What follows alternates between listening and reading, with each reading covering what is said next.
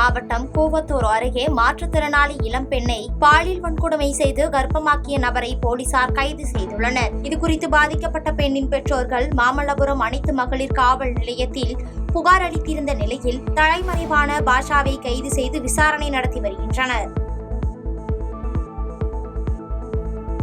வேலூர் மாவட்டம் காட்பாடி தாலுகாவுக்குட்பட்ட செம்பராயநல்லூர் கிராமத்தில் பொது விநியோக திட்ட ரேஷன் கார்டு திருத்த முகாமானது நடைபெற்றது. இம்முகாமில் செம்பராயநல்லூரில் குடியிருக்கும் அனைவருக்கும் வழங்கப்பட்ட ஸ்மார்ட் ரேஷன் கார்டில் இந்த கிராமத்தில் இருந்து 10 கிலோமீட்டர் தூரத்தில் உள்ள மேல்பாடி முகவரியில் குடும்ப அட்டைகள் வழங்கப்பட்டுள்ளது என்றும் அதிகாரிகள் தவறால் 400 குடும்ப அட்டைகளும் மேல்பாடி என வருவதால் அரசு அதிகாரிகளே இந்த 400 குடும்ப அட்டைகளையும் செம்பராயநல்லூர் என மாற்றித்தர வேண்டும் என கோரிக்கை மனுவை அளித்தனர். மதுரை மாவட்டம் உசிலம்பட்டியில் அமைச்சர் மூர்த்தி மற்றும் மாவட்ட ஆட்சியர் ஆகியோர் PK மூக்கையா தேவர் மணிமண்டபம் அமைக்க இடத்தினை ஆய்வு செய்தனர்.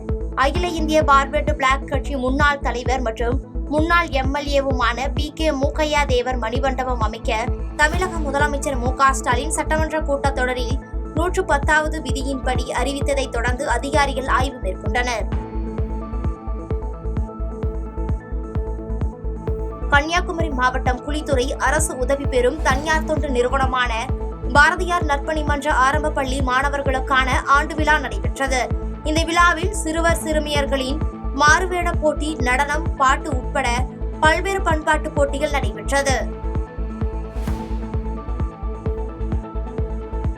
கோவை மாவட்டம் பொள்ளாச்சியை அடுத்த மெட்டுவாவி பகுதியைச் சேர்ந்த விவசாயியான குப்புசாமி என்பவரை அவரது மகன்கள் சொத்தை பிரித்து கொடுக்க சொல்லி கை கால்களை கட்டி கொடூரமாக தாக்கும் வீடியோ காட்சிகள் வெளியாகி அதிர்ச்சியை ஏற்படுத்தியுள்ளது.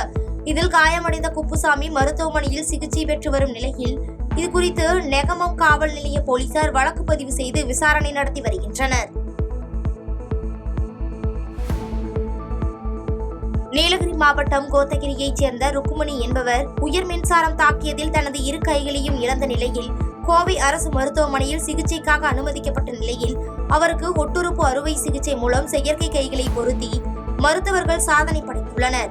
கோவை அரசு மருத்துவமனையில் இதுவரை முதலமைச்சர் காப்பீடு திட்டத்தின் மூலம் சுமார் 200 பேருக்கு செயற்கை கைகள் மற்றும் கால்கள் வெற்றிகரமாக பொருத்தப்பட்டு சாதனை படைக்கப்பட்டுள்ளது என்பது குறிப்பிடத்தக்கது.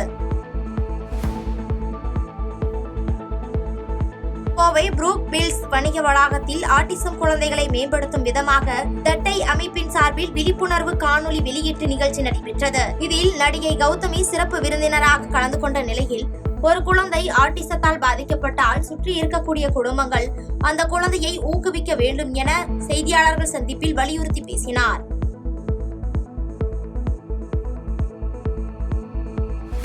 ராணிப்பேட்டை மாவட்டம் ஆற்காடு கிராமிய காவல் நிலைய எல்லைக்குட்பட்ட பகுதியில் போலீசார் வாகன சோதனையில் ஈடுபட்டிருந்த பொழுது புதுச்சேரிக்கு கடத்த முயன்ற 9 கிலோ கஞ்சாவை பறிமுதல் செய்தனர்.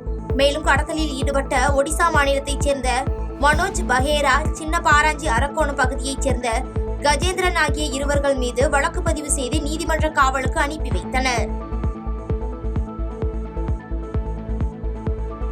ராணிப்பேட்டை மாவட்டம் ஆற்காடு திமுக பிரமுகர் மற்றும் நகரமன்ற உறுப்பினராக உள்ள ராஜசேகர் என்பவர் தனது காரை பழுது பார்க்கும் கடைக்கு விட்டபோது அங்கு ஊழியர்கள் 100 ரூபாய் அதிகமாக கேட்டுள்ளனர். இதனால் கடை ஊழியர்களை தாக்க ராஜசேகர் அவரது நண்பர்களான பாண்டியன் மற்றும் ஜெகன் ஆகிய 2 பேரை அழைத்துச் சென்று ஊழியர்கள் 2 பேரை பலமாக தாக்கிய நிலையில் ராஜசேகர் மீது வழக்கு பதிவு செய்து வாடஜா சிறையில் அடைத்தனர்.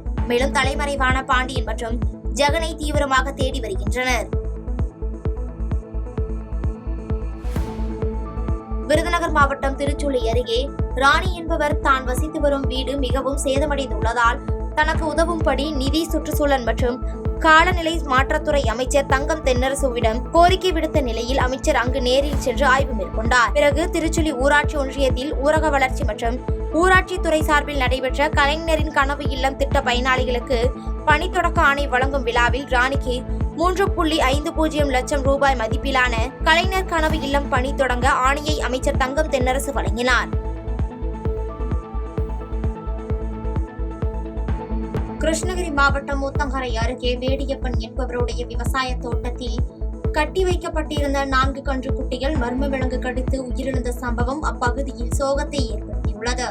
தகவல் அறிந்து சம்பவ இடத்திற்கு வந்த வனவிலங்கு மருத்துவர்கள் விசாரணை மேற்கொண்டு வருகின்றனர்.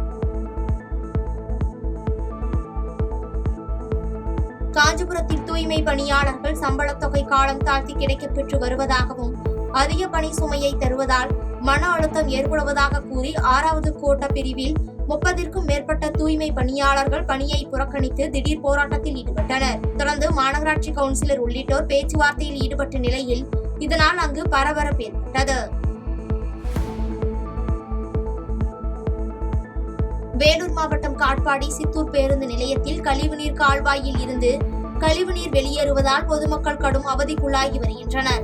மேலும் இதுகுறித்து புகாரின் அடிப்படையில் அமைச்சர் துரைமுருகன் பலமுறை எச்சரித்தும் கண் துடைப்பிற்கு சரி செய்துவிட்டு இந்த அவல நிலை தொடர்ந்து நிலவி வருவதாக பொதுமக்கள் மற்றும் சமூக ஆர்வலர்கள் குற்றம் சாட்டியுள்ளனர்.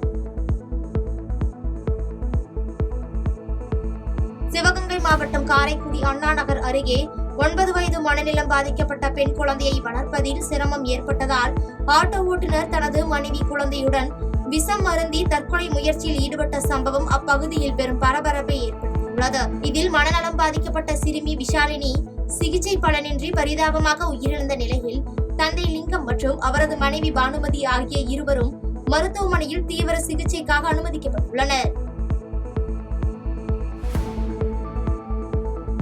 திண்டுக்கல்லில் உள்ள தனியார் திருமண மண்டபத்தில் மாவட்ட ஒருங்கிணைந்த குழந்தை வளர்ச்சி திட்டத்தின் சார்பில் திண்டுக்கல் நகர்ப்புற மற்றும் கிராமப்புற வட்டார பகுதிகளைச் சேர்ந்த கர்ப்பிணி பெண்களுக்கு சமுதாய வளைகாப்பு விழா நடைபெற்றது. இதில் சிறப்பு விருந்தினராக திண்டுக்கல் திமுக கிழக்கு மாவட்ட செயலாளரும் பழனி சட்டமன்ற உறுப்பினருமான IB செந்தில்குமார் கலந்து கொண்டு 200 கர்ப்பிணி தாய்மார்களுக்கு வளைகாப்பு சீர்வரிசைகளை வழங்கினார்.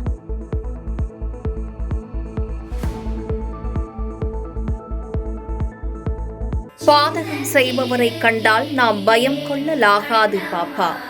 மோதி மிதித்துவிடு பாப்பா, அவர் முகத்தில் உமிழ்ந்துவிடு பாப்பா. அண்மை செய்திகளை உடனுக்குடன் தெரிந்து கொள்ள இணைந்திருங்கள் எம் நாடு தொலைக்காட்சியுடன்.